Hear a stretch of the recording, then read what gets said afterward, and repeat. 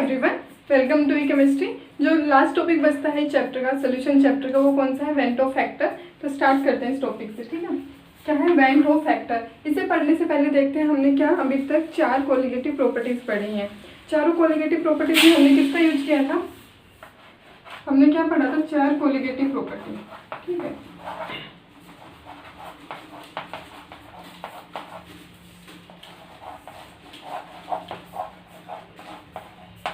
चारों केस में, सभी के केस में क्या था? जो भी कोलिगेटिव प्रॉपर्टीज थी सीपी, वो डायरेक्टली प्रोपोर्शनल थी किसके? Amount of solute.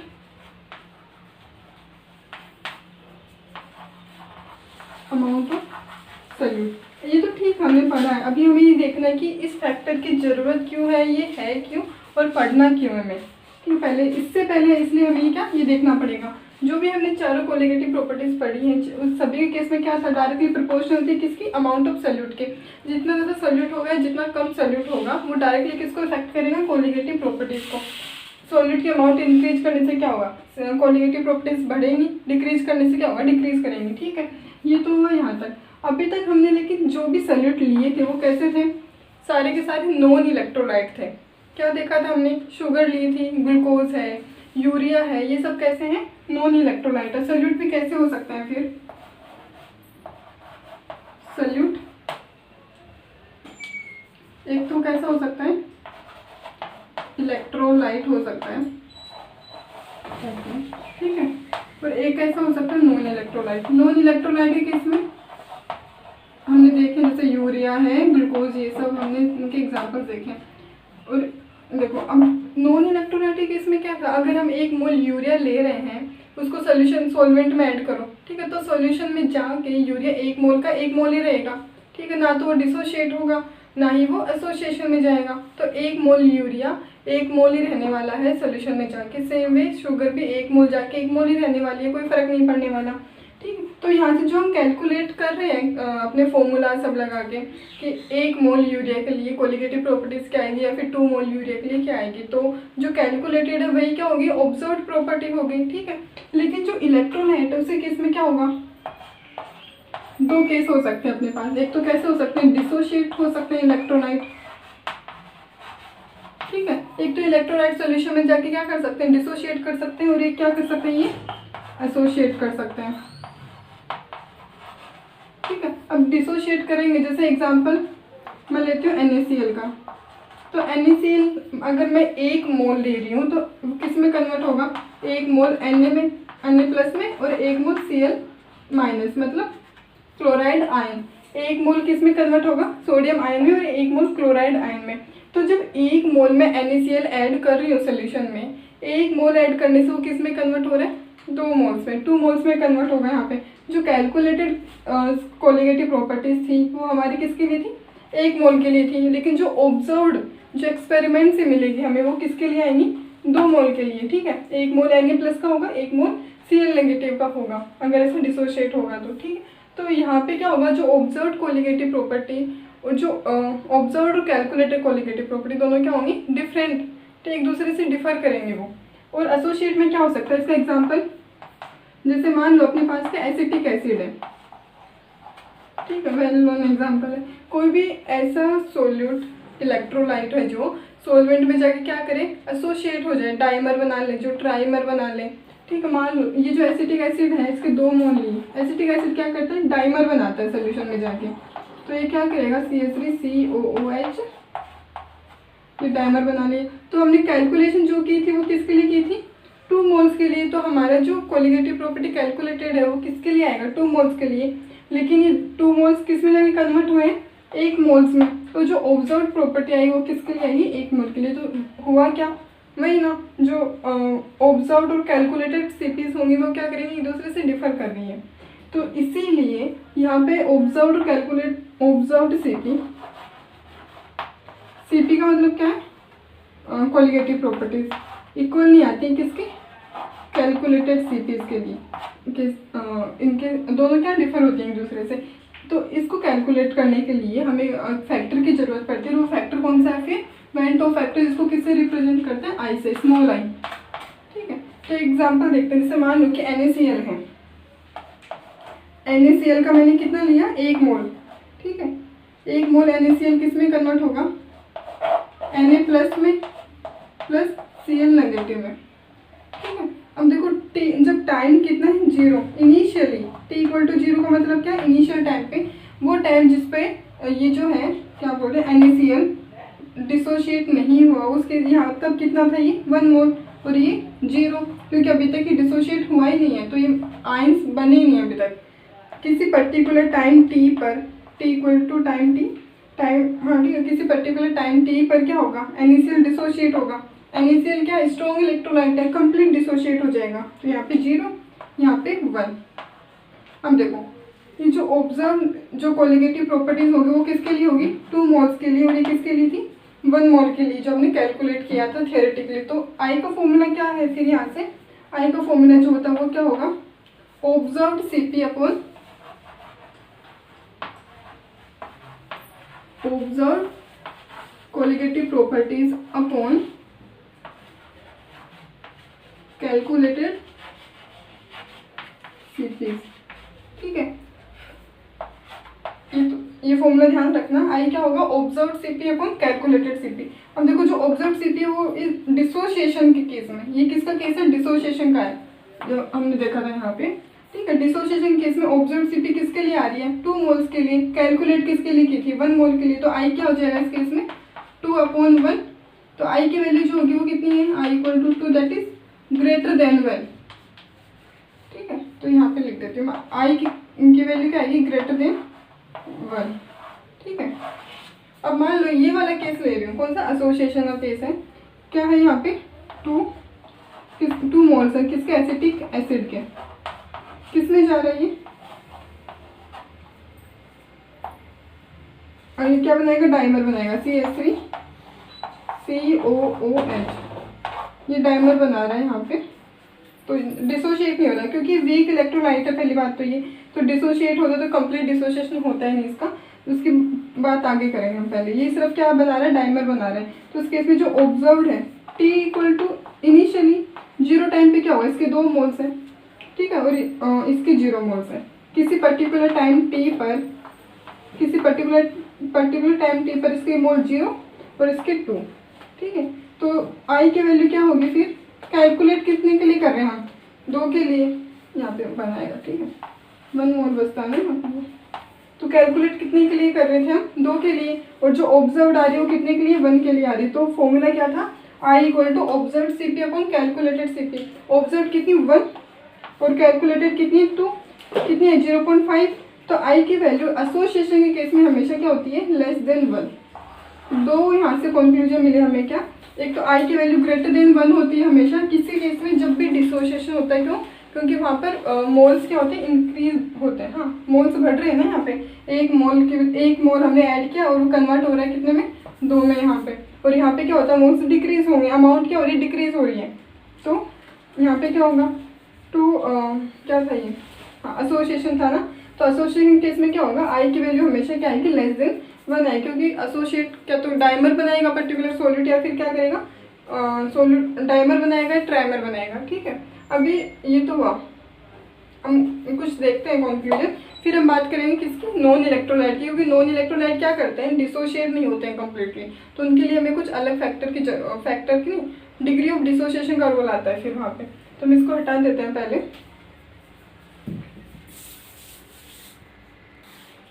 अभी देखो डिसोसिएशन देखा हमने इलेक्ट्रोलाइट के केस में देखा है, सॉलिड कैसा होगा इस बार, इलेक्ट्रोलाइट है, नॉन इलेक्ट्रोलाइट नहीं है। जब इलेक्ट्रोलाइट होगा तो क्या 2 केस थे, एक तो होगा डिसोसिएशन, एक होगा एसोसिएशन। जब डिसोसिएशन होगा तो इन सब पे क्या फर्क पड़ेगा, देखो कोई भी कोलिगेटिव प्रॉपर्टीज है ना डायरेक्टली प्रोपोर्शनल होती है किसके, अमाउंट ऑफ सॉल्यूट के, और डिसोसिएशन होता है तो ये पता अपन को क्वांटिटी इंक्रीज होगी सॉल्यूट की, क्वांटिटी क्या हो रही है, इंक्रीज होगी। तो क्या हो, क्वांटिटी ऑफ सॉल्यूट की इंक्रीज हो रही है। जब सॉल्यूट की क्वांटिटी इंक्रीज हो रही है तो ऑब्वियस बात है उसकी Cp भी इंक्रीज होंगी। लेकिन होता है क्या, colligative properties molar mass colligative properties की क्या इन्वर्सली प्रोपोर्शनल है, तो ये क्या होगा, डिक्रीज होगा। और आई की वैल्यू डिसोसिएशन केस में क्या थी, आई ग्रेटर देन 1 था, ठीक है। और इसी केस में क्या हो जाएगा, अपोजिट हो जाएगा, एसोसिएशन केस में क्या होगा, क्वांटिटी क्या हो रही है, डिक्रीज हो रही है।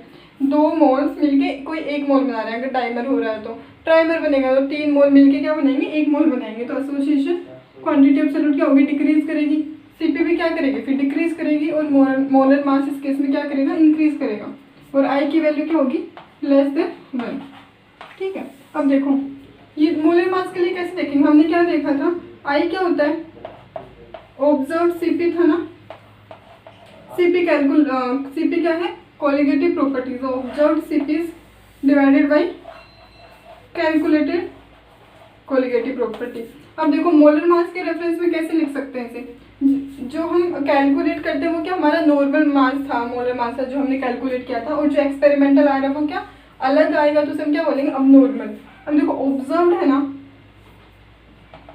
मोलर मास क्या कोलिगेटिव प्रॉपर्टीज के इनवर्स प्रोपोर्शनल है, तो ऑब्जर्व सीपी के लिए मैं क्या लिखूंगी यहाँ पर, अब नॉर्मल। ठीक है, जो भी मोलर मास मिलेगा वो क्या होगा, अब नॉर्मल होगा, क्योंकि कुछ अलग मिल रहा है इसीलिए।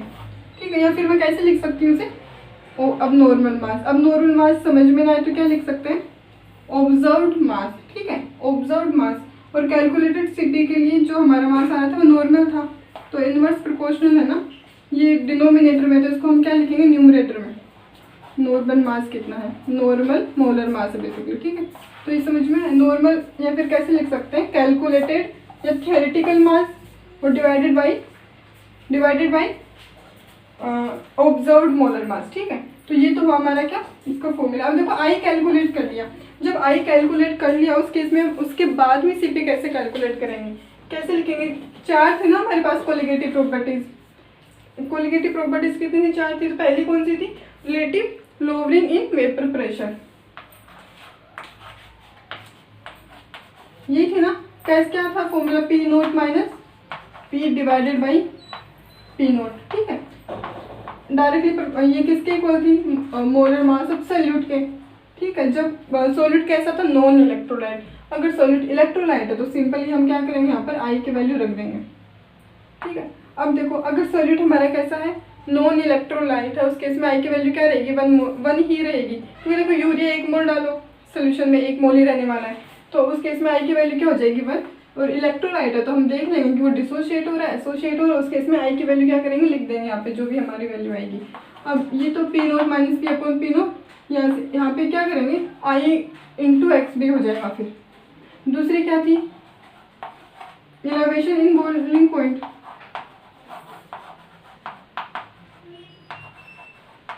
ये थी ना। तो यहाँ पे क्या था, डेल्टा टी बी किसके इक्वल था, के बी इंटू मोलिलिटी, है ना। और यहाँ पे अगर सॉलिड इलेक्ट्रोलाइट है तो क्या लिख देंगे, आई। और तीसरी में क्या था, बॉइलिंग पॉइंट में क्या था, डिप्रेशन इन फ्रीजिंग पॉइंट,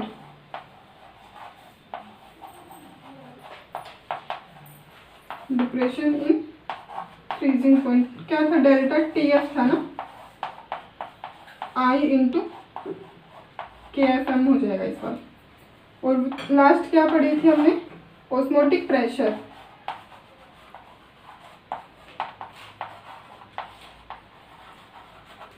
ठीक है। उस केस में क्या हो जाएगा, क्या था, पाई था ना, पाई से डिनोट किया था, क्या था, सी आर टी या फिर एम आर टी, और यहाँ पे आई से मल्टीप्लीकेशन। ठीक है, तो इससे ये हो जाएगा। अब देखो हमने ये जो अभी तक जो केस देखा वो किसका था, स्ट्रॉन्ग इलेक्ट्रोलाइट का था। अगर इलेक्ट्रोलाइट कैसा रहे, वीक इलेक्ट्रोलाइट हो, तो हमें क्या वहाँ पे क्या हो, कंप्लीट डिसोसिएशन नहीं होगा। तो सोलवेंट में या सॉल्यूशन में टोटल सॉलिड मॉलिक्यूल्स हैं कितने, वो हमें कैलकुलेट करना है। फिर उससे कितना ऑब्जर्व सीपीआर हमारा कैलकुलेटेड कितना आ रहा है, तो इसको हटाते हैं पहले। और अभी हम किसके लिए देखेंगे, नॉन इलेक्ट्रोलाइट के लिए, सॉरी किसके लिए, अगर अपना सॉल्यूट कैसा हो, वीक इलेक्ट्रोलाइट उस केस में। तो वीक इलेक्ट्रोलाइट में हम पहला केस कौन सा ले रहे हैं, डिसोसिएशन का। ठीक है, डिसोसिएशन जैसे एसिटिक एसिड लेते हैं पहले। ठीक है,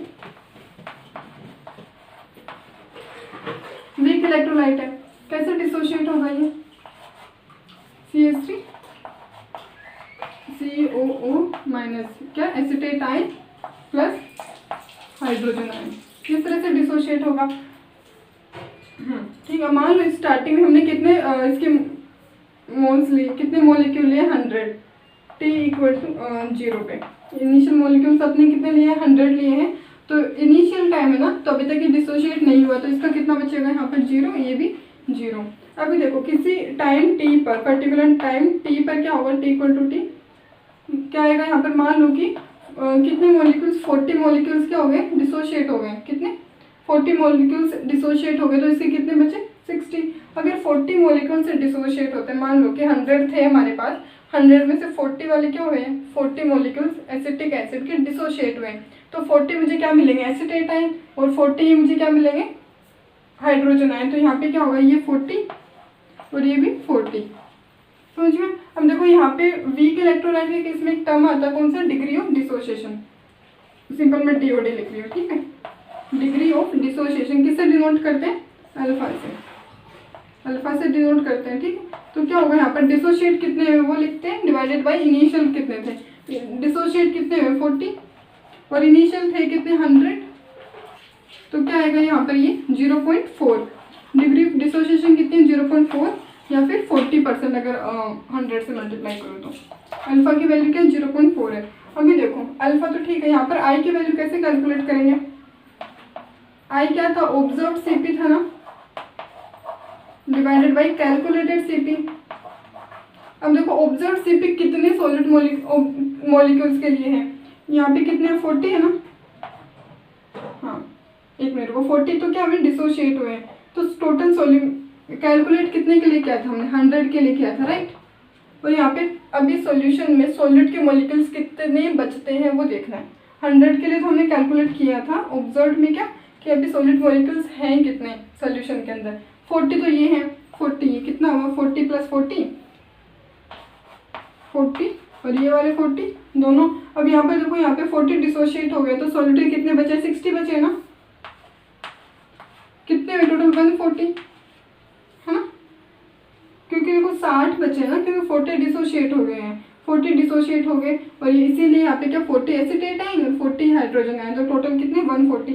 तो आई की वैल्यू क्या आ जाएगी यहाँ पर 140 ऑब्जर्व के लिए, ठीक है, और 100 क्या कैलकुलेटेड के लिए है, तो कितना बचा 1.4। ये क्या आई की वैल्यू, वही देखा था हमने डिसोसिएशन केस में क्या होता है, हमेशा आई की वैल्यू ग्रेटर देन 1 रहती है, तो यहाँ पे क्या 1.4। अभी देखो इसका जनरलाइज केस बनाते हैं, कैसे, मान लो कि हमें क्या दिया हुआ है, एक मिनट को, हाँ ये दिया हुआ, मान लो कि AN है, कोई भी सॉलिड मॉलिक्यूल है, क्या AN किस में जाके डिसोशिएट हो रहा है, फिर जो भी उल्टा बनाती हूँ मैं, ठीक है। ये AN है, किस में जाके डिसोशिएट होगा, N मॉलिक्यूल्स ऑफ A, ठीक है। अब T = जब टाइम इनिशियल 0 टाइम पे क्या होगा, इसके मॉलिक्यूल कितने ले रही हूँ मैं, 100 सेम केस ले रही हूँ, ठीक है, 100 1 से लेके चलते हैं, ठीक है, जनरलाइज केस बना रहे हैं। तो यहाँ पे क्या होगा 1 इनिशियल टाइम पे, और ये क्या होगा 0, T = T, ठीक है। किसी टाइम T पर क्या होगा, मान लो कुछ पार्टिकल्स क्या हुए, डिसोशिएट हुए हैं इसके कुछ मॉलिक्यूल्स, 1 - अल्फा लिखूंगी, जैसे यहाँ पे क्या लिखा था 100 की जगह पर क्या अपने पास 1 और 40 की जगह पर क्या अल्फा। अल्फा क्यों लिया, मान लो देखो अल्फा क्या था, अल्फा ये था ना, अब यहाँ पर 100 की जगह 1 है ना, तो यहाँ पर मान लो कि अगर मैं यहाँ पे इसको x लेती अगर, तो जो x की वैल्यू वो किसके इक्वल होगी, अल्फा के इक्वल। तो यहाँ पे चाहे मैं x लिखूँ अल्फा लिखूँ एक ही बात है, क्योंकि इनिशियल मैंने क्या लिया 1 लिया है। समझ में आई ये बात, कैसे, देखो अगर यहाँ पे 100 है, ठीक है, 100 की वजह हमारे पास क्या यहाँ पर 1 है, इनिशियल में कितना 1 है, और यहाँ पे 40 की वजह अगर मैं x भी लिखूँ यहाँ पर, तो अल्फा क्या होता x/1, तो अल्फा की वैल्यू किसकी इक्वल आएगी, x की इक्वल ही आएगी, ठीक है। तो मैंने क्या लिखा है सीधा 1 - अल्फा, और यहाँ पे क्या बचेगा ये अल्फा, n अल्फा कैसे, क्यों n अल्फा कैसे, देखो अगर 1 के लिए n है, 1 के लिए कितना यहाँ पे 1 था ना, ठीक है, 1 के लिए अगर n है तो फिर अल्फा के लिए कितना होगा, तो क्या होगा क्रॉस मल्टीप्लिकेशन n अल्फा हो जाएगा, ठीक है ना।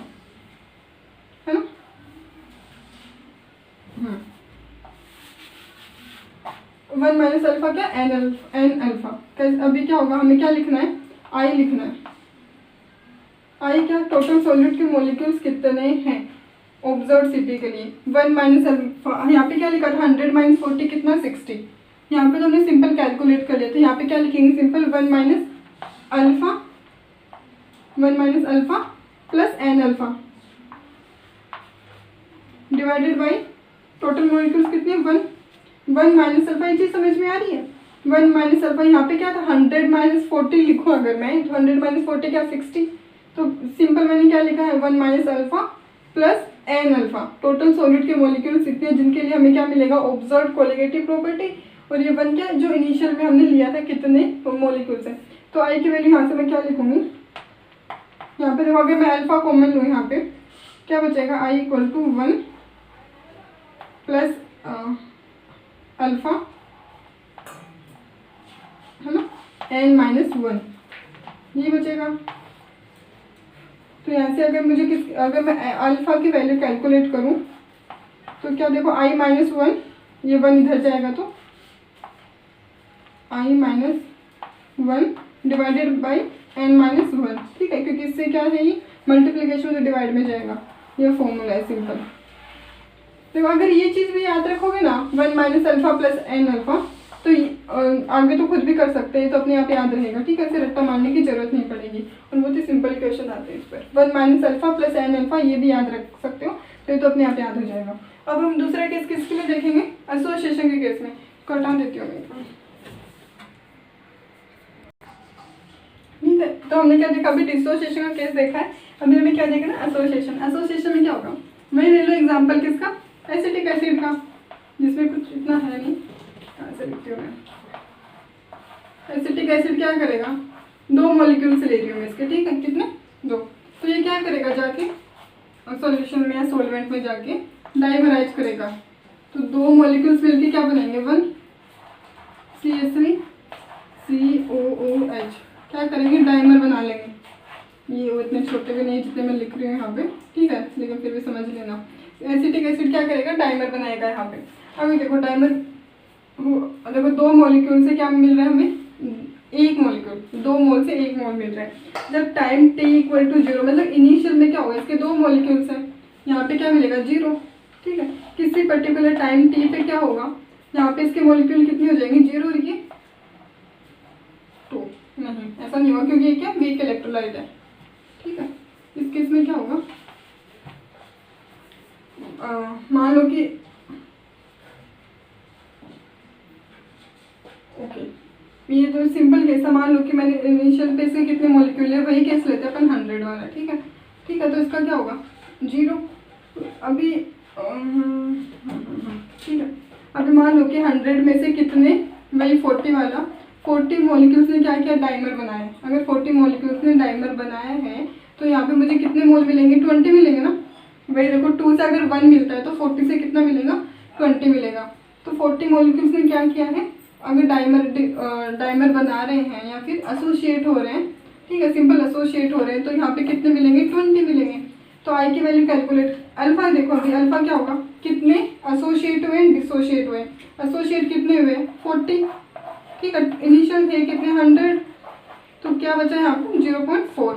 ये तो क्या है अल्फा की वैल्यू। अभी देखो इसको अगर मैं बीटा भी लिखूँ, है ना, अल्फा को अगर बीटा लिखो है, बीटा एक ही बात है, ठीक है, कुछ भी लिख सकते हैं। हमने जो डिसोसिएशन के लिए कैलकुलेट की थी अल्फा की वैल्यू 40 के लिए, वो भी कितनी आई थी 0.4, इसलिए इसे अल्फा लिखो, या फिर एसोसिएशन के लिए सेपरेट करना चाहो तो बीटा भी लिख सकते हो, एक ही बात है। ये हुआ। अब देखो हमें क्या निकालना, आई निकालना है। आई क्या, ऑब्जर्व सीपी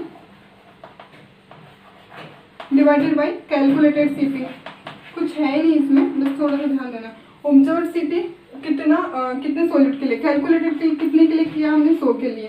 अभी देखो कितने सॉलिड मॉलिक्यूल कितने टोटल सोल्यूशन में कितने सॉलिड के मॉलिक्यूल्स है, 100 माइनस 40 कितना 60, यहाँ से कितना बचा 60, और यहाँ पे कितना 20, कितने टोटल 80।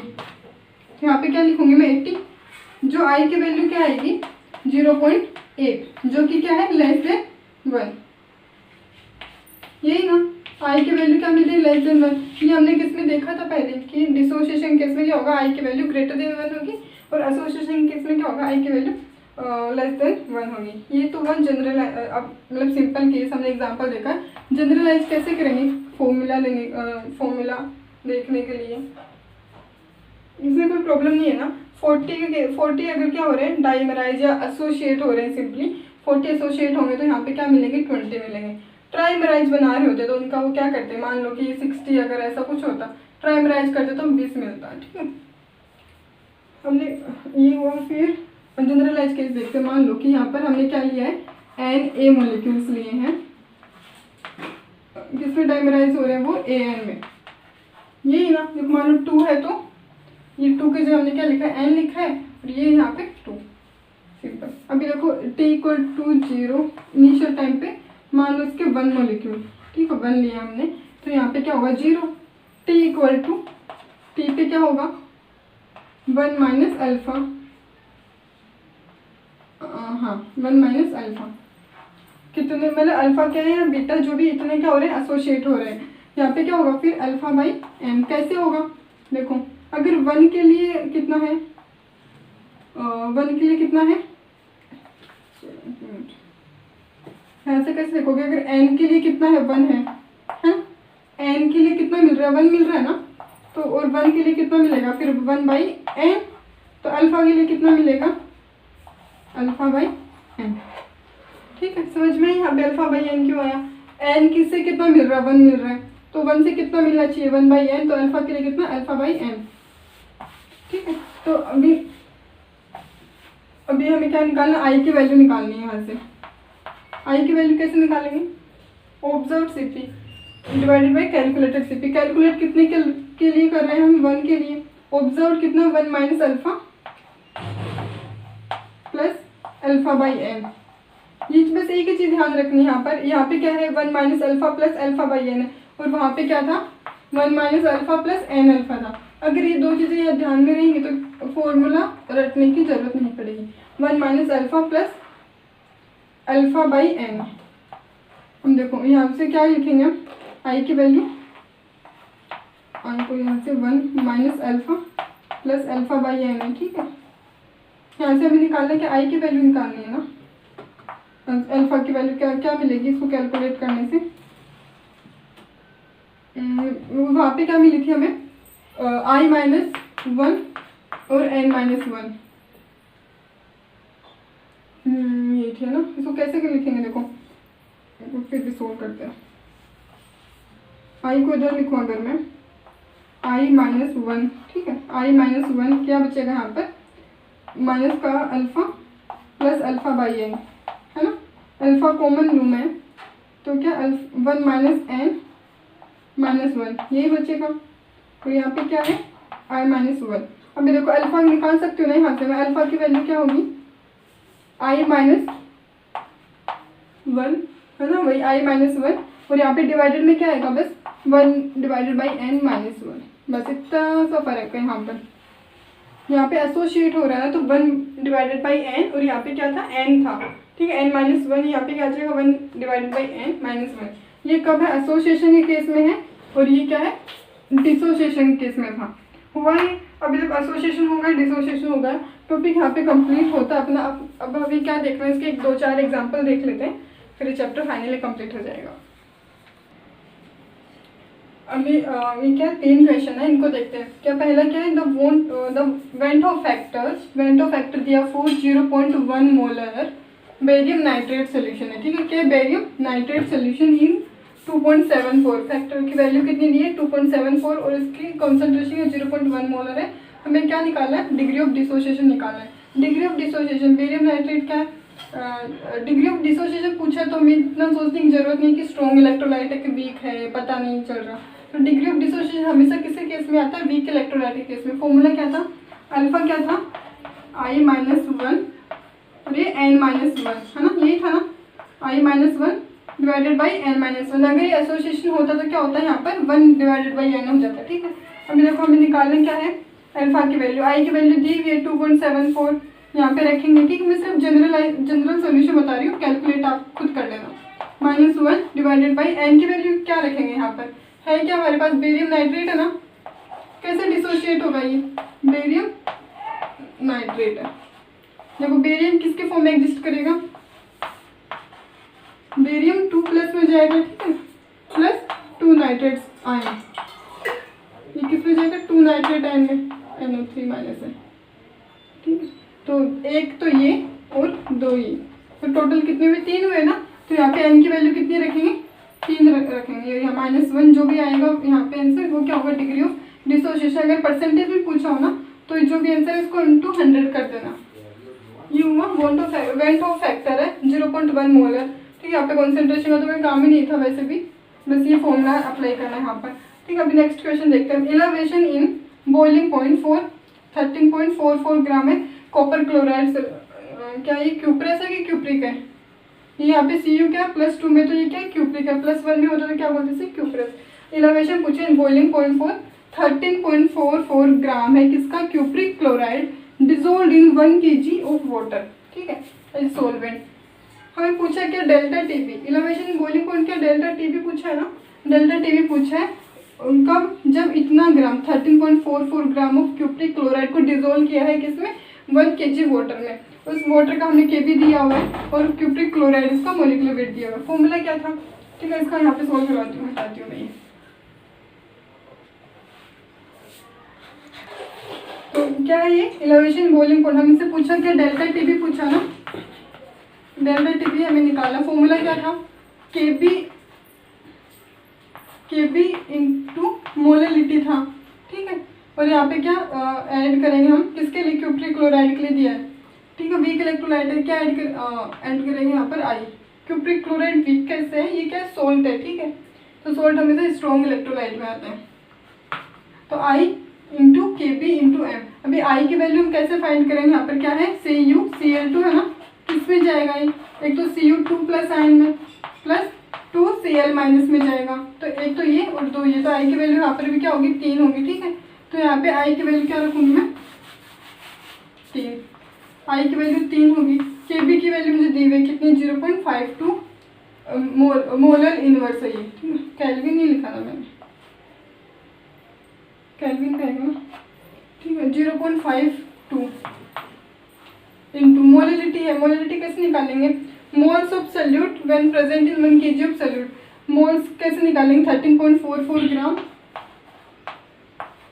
इसका मोलिकुलर वेट दिया हुआ है हमें 134.4, ये तो वो मोल्स, और 1 kg सॉल्वेंट है ना तो इंटू 1। ठीक है, यहाँ पे ग्राम में इंटू 1000 से मल्टीप्लाई करने की जरूरत है क्योंकि केजी में दिया हुआ है। तो यहाँ से सोल्व कर लेंगे इसको, 0.52 से मल्टीप्लाई करेंगे इंटू 3 से, तो हमें क्या मिल जाएगा डेल्टा टीबी। कुछ भी नहीं है इसमें, बस आपको फॉर्मूला या थोड़ा ध्यान रखना होगा और समझ में आना चाहिए कि क्वेश्चन को अप्रोच कैसे करना है। फिर तीसरे में क्या पूछा, freezing point depression constant for water is 1.86 degree Celsius molar inverse है। ठीक है, फ्रीजिंग पॉइंट डिप्रेशन कांस्टेंट क्या था, KF था। ठीक है, KF हमें क्या है यहाँ पे दिया हुआ है, ये कौन सा क्वेश्चन 3rd का करवा रही हूँ अभी, कैलकुलेट खुद कर लेना, मैं सिर्फ बता रही हूँ आपको। KF की वैल्यू दी हुई है कितनी, लिख लेते हैं सबसे पहले, जो भी आपको दिया हुआ ना क्वेश्चन में उसको लिख लिया करो, डिग्री सेल्सियस मोलर इनवर्स। ठीक है, ये दिया हुआ है, ये 5 gram of sodium sulphate is dissolve in 45 ग्राम किसमें, वाटर में। 5 ग्राम सोडियम सल्फेट को डिजोल्व किया है, तो सोल्यूट उसका ग्राम कितना दिया हुआ 5 ग्राम।